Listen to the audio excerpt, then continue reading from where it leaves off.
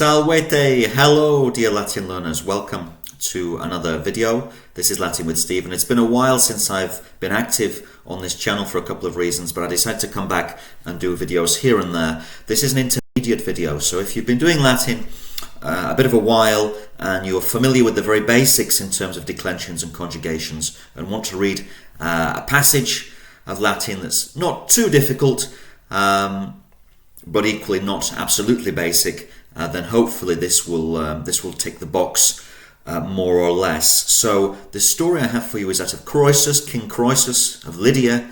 The Greek historian Herodotus narrates this for us. Croesus was well known for his wealth, and in this story he gets a visit from Solon.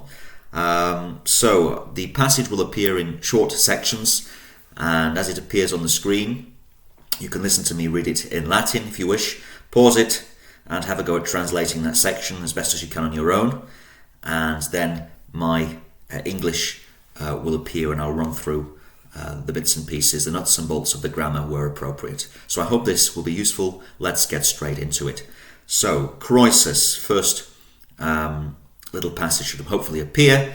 I'm going to read it now, and then you can pause it and tackle it. Croesus rex Lydiae finitimos populos bellos superavit, maximamque famam propter divitias et potentiam comparavit. Itaque multia reum ex omnibus partibus Graeciae venerunt inter reliquos Solon, omnium tum Atheniensium sapientissimus. There you go. Pause here and see if you can come up with a translation.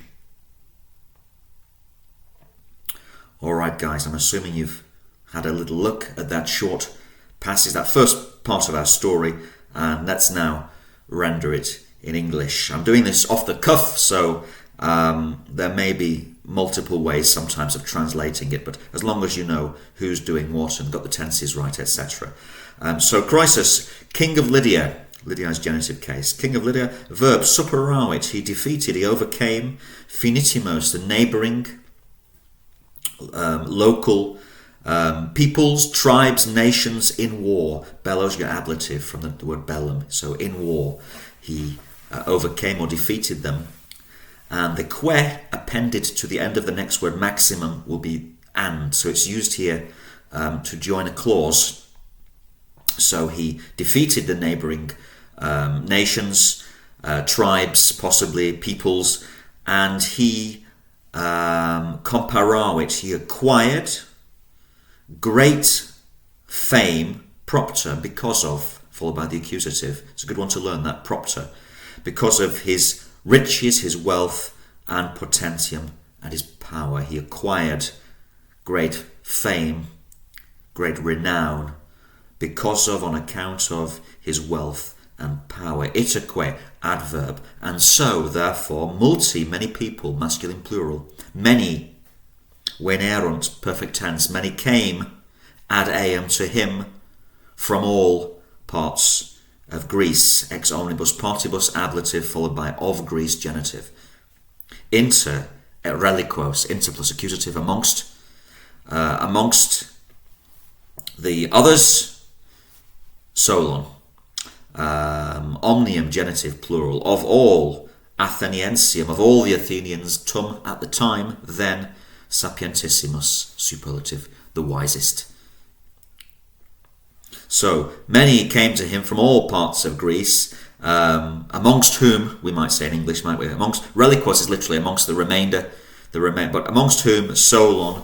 Then, notice that they put the tum, the little word, stylistically in between omnium and Atheniensium, which go together, all Athenians, of all Athenians. So they just like to sometimes put the small word in the middle, who was the wisest at that time of all Athenians. Boom, there you go. So how did you do? Hopefully got it right, most of it. If you have any questions, by the way, just pop them in the comments. I'll do my best to answer. I think that was reasonably straightforward. So moving on then, the second part should appear round about now. Let's just read it in the Latin first. Cui cum magnas suas divitias ostendisset, quem tu Solon interrogavit, omnium hominum beatissimum potas? Respondit ille, tellus Atheniensis mihi omnium beatissimus fuisse videtur. There we go. So, bit of a short section there. Have a crack at it if you want to pause it now. Okay, so assuming you've had a look at that. So starts with cui. It's a relative pronoun in the dative. To or for whom. If we just read back to ourselves what happened before. Many people came to see Croesus, amongst them Solon, who was the wisest at the time. Wisest Athenian. To whom, when, cum plus subjunctive, pluperfect subjunctive, cum ostendisset. So to whom, to Solon, basically, when Croesus is the subject, although it's not explicitly stated, whence Croesus had shown to Solon his great riches, magnas suas divitias, his great wealth, accusative. Divitia is usually always presented in the plural, by the way. Riches, wealth. Interrogavit, he asked. So this is again, Croesus asked. Quem tu, Solon? Solon. Quem, whom, accusative. Whom do you, we need the verb, find it, putas. Whom do you think? Beatissimum, the happiest, the most blessed of all humans, of all people. Beatus, blessed, or perhaps just fortunate or happy. Whom do you think the happiest of all men? Probably would have said of all people. Responded ille. He responded ille. The latter, Solon. Tellus Atheniensis, the Athenian. Tellus, it's his name. Mihi, to me. Omnium beatissimus fuisse videtur. Videtur, passive. He appears. Dative, to me. Fuisse. Okay, that's a perfect infinitive from the verb esse. To have been. He appears to me to have been. Omnium, of all. Beatissimus. The happiest. Or the most blessed. Tellus appears to me. Mihi videtur. To have been. Fuisse. If it... Because he's no longer alive. Had Tellus been still alive, presumably Solon would say, videtur esse. He appears to be, but what we're saying is he appears to have been. Perfect subjunctive. So perfect infinitive. Fuisse. Alright? You may not have come across that before. To have been. Fuisse videtur. Omnium, of all, genitive plural. Beatissimus, superlative adjective, the happiest. Good stuff. I hope that was all right. Let's move straight on to section 3. Should now appear for you. Let's read together. Huic enim erans liberi et pulchri et boni, quorum nemo ante patrum mortuus est, ipse cum civibus suis contra finitimus pugnantibus subvenisset, hostesque fugavisset, in acie fortissime pugnans cecidit eodumque loco ab Atheniensibus magno cum honore sepultus est. Quite a long sentence. Latin really does go in for these long, or the Romans, should we say, went in for these long, complex sentences. So it's just something we have to learn to deal with, break them up. That had to be a long one because I had to go to the full stop. If you want to pause it and have a try, and then I'll come back with the English. All right, assuming you've had a go at that. So the last section we looked at started with the word cui, which is a dative relative pronoun to whom. Here we've got a dative demonstrative, huic. It's from hic, meaning this. To this person, to him, as in Tellus. So Solon's talking about this guy who he thinks was the happiest, Tellus, the Athenian. To him, enim erant liberi et pulchri et boni. So literally it's saying, for to him were children, both beautiful and good. We, of course, in English would say he had. This is this idea of a kind of possessive dative. If I say, mihi est filius, to me is son. It's the same as saying filium habeo. So this idea of possessive is sometimes used with a dative and the verb to be. Huic, to him, to this person, was or were children beautiful and good. He had children who were both beautiful and good. Quorum, of whom these children? Nemo, nobody, not one. Ante patrum mortuus est, perfect tense, deponent verb. Not one, none of them died before the father. Okay. Ipse, he himself, nominative, masculine. It's got to be tellus, hasn't it? Cum civibus suis contra finitimus pugnantibus subvenisset. So he himself. Now, cum, as you probably know, can have a number of meanings. Here, it means when. And the reason for that is because the reason we know it is we've got a verb in the subjunctive. So cum usually when or since, followed by the subjunctive. So when, subvenire, is to come to the aid, to help. When he had helped, and it's followed by the dative, and that's where you've got civibus. When he had helped his people, his citizens, pugnantibus is in agreement, it's a present participle, in agreement with cives or civibus. When he had helped, when he had come to the aid of his citizens, his people, who were fighting contra, against, plus accusative, against the neighbouring tribes or something, however you want to render that. Hostesque fugavisset, so que, meaning and, to link clauses, and he had routed, fugare, put to flight, dispelled, sent away, the enemy, in Achaea, in the battle line, Achaeas, that's what it means here, in the line of battle, fortissime pugnans, present participle, fighting bravely, very bravely, cecidit, perfect tense from the verb cado, meaning cado, cadere, cecidit, he fell, as in he died. Eodem que loco, ablative phrase, in the very same place. Ab Atheniensibus, by the Athenians, magno cum honore sepultus est, passive verb sepelire, to bury. He was buried in the very same spot by the Athenians, magno cum honore, with great honour. That was a tricky passage, wasn't it? Let's just go through one more time. So he had four, enim, a little linking word.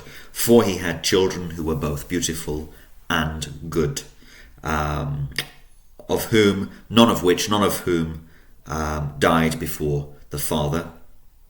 He himself, when he had come to the aid of his citizens, of his people, who were fighting, present participle pugnantibus, against the neighbouring tribes, the neighbouring people, something like that. And when he had routed, put to flight the enemy troops, hostes, in Achaea fortissime pugnans cecidit, he fell, he died, fighting very bravely in the battle, in the line of battle, and was buried in the same spot by the Athenians with great honour. All right. So if we take that verb, if we take that sentence from ipse, cum blah blah blah blah blah, you're at your main verb. In the first instance is cum subvenisset, when he had helped, and fugavisset, when he had routed. But that's a subordinate clause. The main clause is actually in Achaea cecidit, he fell. That's your main clause. Tellus, fell, whilst fighting, participle, bravely in the line of battle. When Tellus had come to the aid of his citizens, blah blah blah, when Tellus had put the enemy to flight, main clause, he fell, cecidit, whilst fighting, pugnans, present participle, because it was happening at the same time, in the line of battle, and then after that he was buried. Right, very well done. Any questions, just put them in the comments. Last section, fourth and final section, should appear now. Okay, let's read. Quis tibi post eam inquic Croesus beatissimus videtur. Cleobis et biton respondit, qui materum suum ipsi in curru traxerunt. Illa adis imploravit ut rem omnium optimum filis concederent, eadem nocte uterque mortuus est. Okay, shorter passage there. I'll let you pause it. Okay, now let's translate that last bit. So, Solon has said, yeah, I think the happiest guy, the most blessed guy was Tellus, the Athenian. And now Croesus says, inquic Croesus. Croesus said, quis, who? Question mark. Quis tibi post eam, after him. Who to you after him beatissimus videtur? Again, passive videtur. Who seems to you to be the happiest after him, i.e. after Telos you've just described? Who's the next in line? Clearly, Croesus wants it to be himself because he's so very wealthy, and Solon just keeps disappointing him by saying other people. Well, no surprises. He doesn't say Croesus, he says respondit. Solon responds, Cleobis et biton, who matrum suum traxerunt, who dragged their mother, themselves, ipsi, nominative plural, in curru, in the cart, in the carriage. So I think the story was there was some festival or something.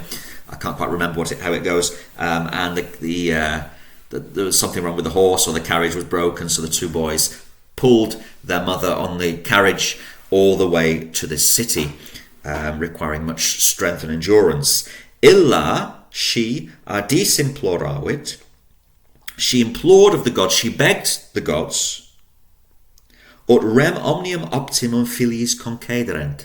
This is a purpose clause. So she implored the gods, she begged the gods that they should concede, imperfect subjunctive followed by ut, that they should concede, that they should bestow and give filiis, dative plural, concede to her sons, what? Direct object in the accusative, rem optimum, rem omnium optimum, the thing that is the very best, omnium of all. The mother begged the gods that they should concede, bestow upon her sons the very best gift, maybe. You have to supply a word here. Res just means a thing. It can be very versatile. It can be translated many different ways.